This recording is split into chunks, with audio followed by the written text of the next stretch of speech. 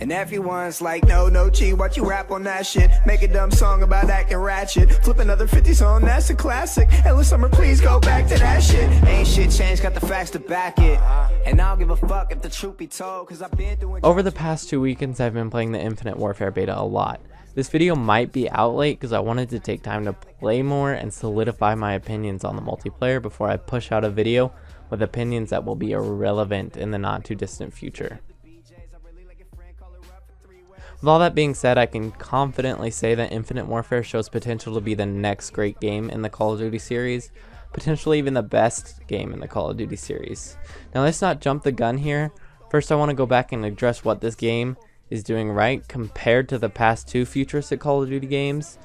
And to do that, I want to go all the way back to the supposed beginning of the end of Call of Duty, which was Call of Duty Ghosts. Call of Duty Ghosts, which also happens to be Infinity Ward's most recent title, was almost universally hated. But why? Most will tell you the maps were too big, the time to kill was too low, and it had a slower pace when compared to Black Ops 2. Now, ask yourself, why did people love the Modern Warfare games? Almost the exact same reasons, which, don't get me wrong, Call of Duty Ghosts had its fair share of issues, but so do all games. A lot of the hate that Call of Duty Ghosts got was just a result of the players getting tired of the formula, which pushed us into the futuristic era. New movements and laser guns and exo jumps and everything, which in theory sounded cool, but when Sledgehammer had to execute that idea, players quickly, almost instantly realized that it was too chaotic and it was too easy for people to get away from gunfights. They would have lost in any other COD game. It wasn't the same game. In the core, it wasn't the same game. Some feedback was integrated into Black Ops 3 with a more grounded movement system, but it was immediately undone by one thing. All the maps in Black Ops 3, almost all of them, with the exception of a few DLC maps, which are like the Raid remake and the Standoff remake, which was only because those games weren't from games with integrated movement.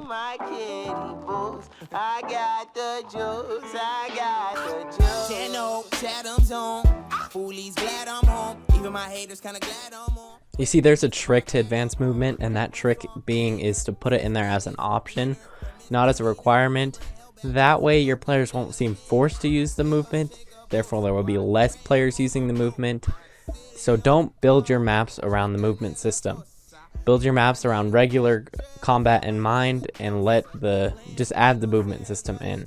All the maps in the Infinite Warfare beta so far have been built around regular movement and with regular movement in mind, give or take a few wall run spots in the back of the map that don't really affect the combat anyway, and people are just given the option to jump around, which is rarely beneficial. You see, what Infinity Ward is doing right here is sticking to their older games almost religiously with a little bit of futuristic paint on there, and that's how you should approach the futuristic setting. That's how you get a lot more people to enjoy your game, and they may not realize why they're liking it more than Black Ops 3 or Advanced Warfare, but I feel like that is the reason, and I also think that's what Infinity Ward is doing so well with this title so far. A few more things till I get down to my main negative, and I really don't have more than one negative that I can think of so far. Just a few more small little things that I like. The weapon variants aren't actually that bad. If there's a way to put weapon variants in, I definitely think this is the right way. The salvage system gives players an opportunity to earn it as well as get it from supply drops, but this is your guys's brief period of okayness. Do not push these supply drops any further. You will ruin it. You're on a fine line right now. I think the specialists work way better than on Black Ops 3. I think they're a lot more well-rounded. They might not be as spontaneous or bombastic as the Black Ops 3 specialists, but it's good to have it grounded. I definitely think the specialist weapons are a lot more balanced. The connection runs really well compared to Black Ops 3. Black Ops 3 is extremely laggy, as with most Treyarch games, and I definitely think it's running really well. The one issue I have is that the maps are way too small.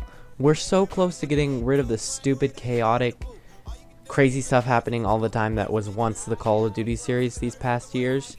I'm hoping this is just a beta issue. They put the smallest maps in the beta so people would get to experience as many combat scenarios as possible.